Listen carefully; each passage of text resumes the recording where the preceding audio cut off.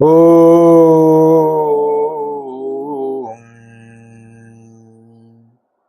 आनंद है। ओम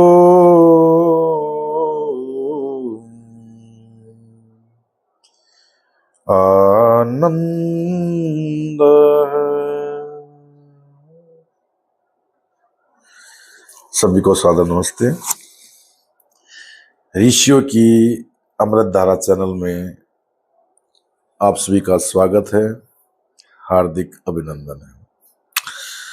बड़ा अच्छा लगा भाई हमें आपका सहयोग देखकर, जिस तरह से आपके कमेंट आते हैं, जिस तरह से आपके प्रश्न आते हैं, बड़ा अच्छा लग रहा है, हमारा उत्साह बढ़ा है।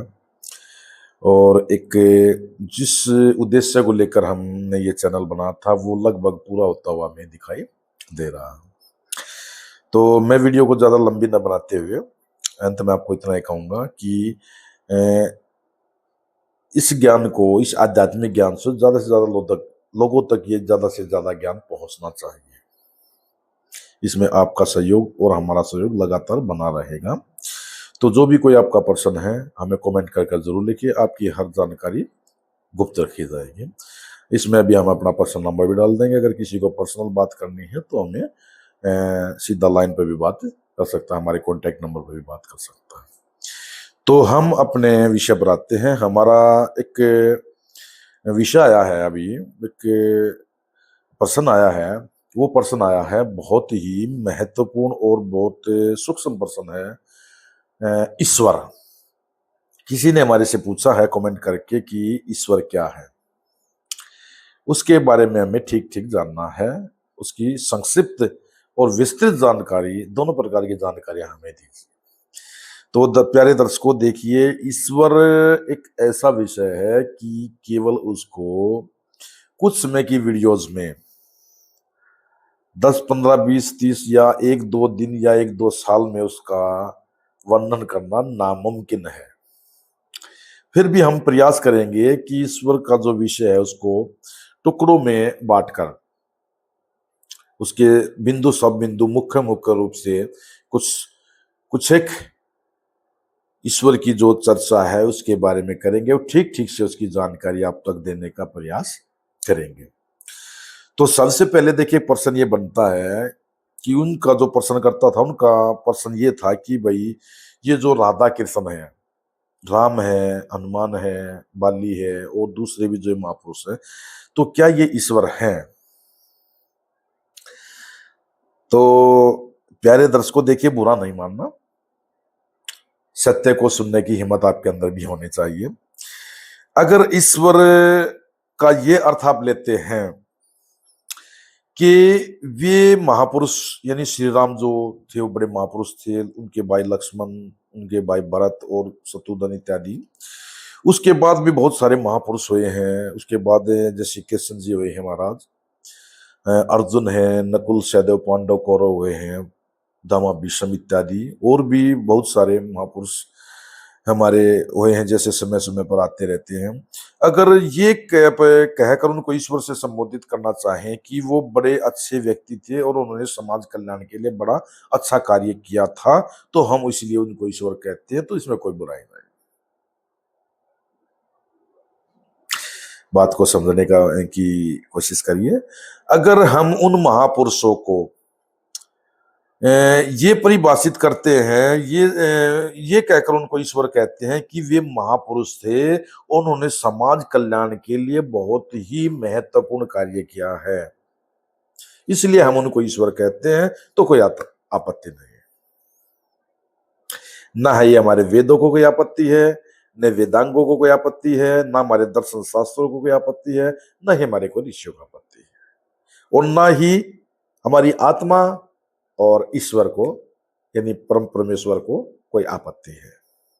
अगर ऐसा कहकर उनको हम संबोधित करते हैं और उनको ईश्वर कहते हैं, तो कोई आपत्ति की बात नहीं है।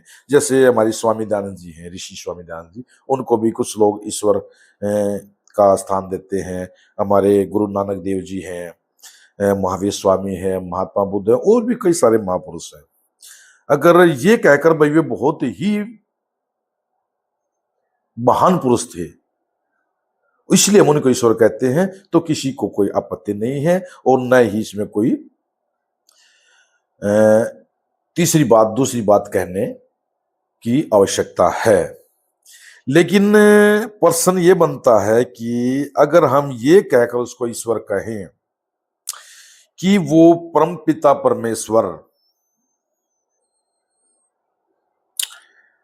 ध्यान दीजिए, वो परम पिता परमेश्वर जिसने इस पूरे ही भूमंडल को रचा है, पूरे इस ब्रह्मांड को रचा है, पूरे यूनिवर्स को बनाने वाला है, जो सूक्ष्म रूप से मानसिक शक्ति से अपने सभी कार्य पूरे करता है, वो ईश्वर श्री राम है, वो ईश्वर श्री कृष्ण जी महाराज हैं, वो ईश्वर हमारे गुरु नानक देव जी हैं, वो ईश्वर हमारे महात्मा बुद्ध जी हैं, वो ईश्वर हमारे महर्षि वाल्मीकि जी हैं।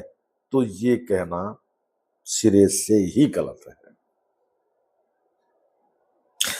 कुछ कुछ लोग उनको क्या कहते हैं कि वो जो ईश्वर है, वो परमपिता ईश्वर है, वो अवतार लेके आता है और हम सब की पीड़ाओं को दूर करता है, हमारे दुखों को दूर करता है। ठीक बात है। लेकिन अब यहां पर देखिए, समझने वाली बात यह है कि ईश्वर को जन्म लेने की आवश्यकता ही क्या है। मेरे को यह बताइए कि जब उसने इस पूरे भूमंडल को बनाया, पूरे इस ब्रह्मांड को बनाया, पूरे इस यूनिवर्स को बनाया, तो क्या जन्म लिया? कोई राम बन के उन्होंने बनाया, कृष्ण बन के बनाया, महात्मा बुद्ध बन के बनाया, महर्षि वाल्मीकि बन के बनाया? नहीं बनाया। जो ईश्वर निराकार है, उसका कोई आकार नहीं है, वो सर्वव्यापक है, कण कण में समाया हुआ है। ऐसा कोई स्थान, कोई वस्तु, कोई पदार्थ ऐसा नहीं है इस पूरे यूनिवर्स के अंदर कि जहां ईश्वर ना हो। तो क्या वो ईश्वर एक व्यक्ति के अंदर समा सकता है? जो उस पूरे ही ब्रह्मांड का संचालन किए हुए है, वो क्या केवल एक व्यक्ति के अंदर आकर एक स्थान पर, एक पृथ्वी पर, जो बहुत ही छोटा सा टुकड़ा है, बहुत ही छोटा सा गोला है, उस हमारी पृथ्वी का इस ब्रह्मांड के अंदर कोई स्थान नहीं है, उस भूमंडल पर किसी एक निश्चित स्थान पर वो ईश्वर जन्म लेके आया, ये बहुत ही अतिशयोक्ति वाली बात होगी। हमारे वेद, दर्शन, उपनिषद, हमारे वेदांग इस चीज को स्वीकार नहीं करते। ऐसा हो ही नहीं सकता, इम्पॉसिबल है, नामुमकिन है। अब मेरे को यह बताइए, जब ईश्वर ने सूर्य बनाया तो क्या जन्म लिया?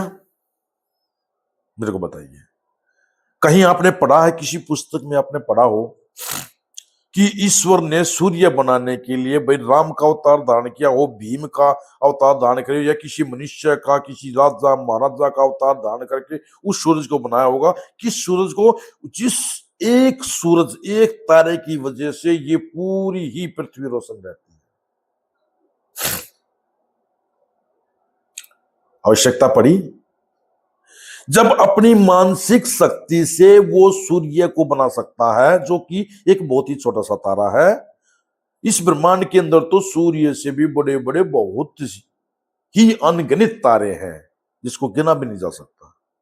उन सब को बनाने वाला और उस पूरे यूनिवर्स को बनाने वाला वो परम पिता परमेश्वर, क्या एक मनुष्य को सजा देने के लिए उसको जन्म लेने की आवश्यकता होगी? ये बहुत ही विचारणीय बात है, बहुत ही सोचनीय बात है कि केवल एक रावण को मारने के लिए उसने राम रूप में जन्म लिया। हम भाई राम बड़े महापुरुष हैं, मैं उनका अपने हृदय से, मन से उनका आभारी हूं कि उन्होंने इतना अच्छा ज्ञान, इतना एक अच्छा आदर्श हमें दिया है। जब तक मेरे शरीर में प्राण रहेंगे मैं उस श्री राम के गुण गाता रहूंगा और उनके जैसा बनने का प्रयास भी करता रहूंगा। लेकिन इसका अर्थ ये बिल्कुल नहीं है कि वो श्री राम परमपिता परमेश्वर है, विष्णु के अवतार हैं। ये कतई भी सही बात नहीं है, क्योंकि विष्णु जो है वो ईश्वर का ही एक नाम है, उस परमपिता का ही एक नाम है। विष्णु का अर्थ होता है सर्वत्र फैला हुआ। कोई विष्णु अलग से नहीं है जो हमारे को दिखा जाता है कि जो शेषनाग की सैया पे सो रहा है, जिसके एक हाथ में गदा है, पद्म है, भाई चक्कर है, मतलब इस तरह का जो दिखा जाता है, ऐसा कुछ भी नहीं है। अब ये किसने बनाया है, क्यों बनाया है, वो जाने। हमारा काम है, हमारा कार्य है केवल आपको सच्चा ज्ञान आप तक पहुंचाना। तो देखिए, परम पिता परमेश्वर को मनुष्य अपने इन इंद्रिय और ज्ञानेंद्रियों से नहीं जान सकता। आज तक कोई ऐसा महापुरुष न पैदा हुआ है, ना आगे कभी होगा कि ईश्वर के अंश मात्र को भी वो अपनी ज्ञान इंद्रिय या अपनी कर्म इंद्रियों से उसको पकड़ पाए। ज्ञान इंद्रिय आप समझ रहे होंगे, हमारी आंख, हमारा नाक, कान, जिह्वा, त्वचा, हमारी कर्म इंद्रिय हाथ पैर गुदा उपस्थ इत्यादि, वो इनकी पकड़ में नहीं आ सकता। क्योंकि ये जो हमारी कर्म इंद्री और ज्ञान इंद्री है वो केवल जड़ तत्व को ही हम पकड़ सकती है, चेतन तत्व को नहीं पकड़ सकती। इस सृष्टि के अंदर दो ही तत्व चेतन है, पहला ईश्वर, दूसरा आत्मा, और बाकी सब जो पदार्थ वस्तु तत्व है वो सब जड़ है। तो चेतन तत्व को पकड़ने के लिए, उसका अनुभव करने के लिए, उसका दर्शन करने के लिए हमारे शरीर के अंदर बहुत ही सूक्ष्म दो तत्व हैं, उन्हीं से उसको हम ईश्वर को पकड़ सकते हैं। केवल दो ही सूक्ष्म तत्व हमारे शरीर के हैं, दो ही सूक्ष्म द्रव्य हमारे शरीर के हैं, जिसके माध्यम से हम ईश्वर को जान सकते हैं। कोई ये कहता है भाई ईश्वर को कैसे देखा जा सकता है, ईश्वर को बिल्कुल जान सकते हैं, बिल्कुल जान सकते हैं। आप कोशिश तो कीजिए, ईश्वर का दर्शन आप कर सकते हैं, लेकिन आंख से नहीं, कान से नहीं, अपने नाक से, त्वचा से नहीं, हाथ या पैर से नहीं। केवल दो वो तत्व हैं जिनसे हम है, वो भी जड़ तत्व ही, लेकिन वो माध्यम है ईश्वर का अनुभव कराने के लिए। वो कौन से दो तत्व हैं? ध्यान दीजिए, हमारा मन और बुद्धि। केवल मनुष्य के अंदर जितनी भी 84 लाख योनियां होती है, उन 84 लाख योनियों में केवल मनुष्य ही एक ऐसा शरीर है, वही उसके अंदर ही एक ऐसी बुद्धि है, उसी के अंदर वो मन है जो ईश्वर को पकड़ सकता है, ईश्वर को जान सकता है, ईश्वर का अनुभव कर सकता है। वो अपने अंदर अपने आप को, मतलब आत्मा को, वो अपने आप को जान सकता है, और अपने आप को जान लिया तो उसने ईश्वर को जान लिया, ईश्वर को भी वो देख सकता है, उसका अनुभव कर सकता है। बाकी मूर्तियां बनाकर, उनकी पूजा करके, प्रसाद चढ़ा के, अगर हम ये चाहते हैं कि हमारे घर के अंदर सुख या शांति समृद्धि आएगी, तो यह नामुमकिन है, ऐसा कभी नहीं हो सकता। अगर हमने गलत कार्य किया है तो उसका, उस अपराध की सजा में मिलेगी, डेफिनेट मिलेगी, इसमें कोई दो राय नहीं है। अगर आप ये समझते हैं कि मैंने कोई गलती कर दी है और मैं ईश्वर पर कुछ फूल पत्तियां, प्रसाद, मिठाई, पैसा कुछ चढ़ाकर उससे क्षमा मांगूंगा कि हे ईश्वर मुझे क्षमा कर दीजिए, और वो मेरे पापों को क्षमा कर देगा, इम्पॉसिबल।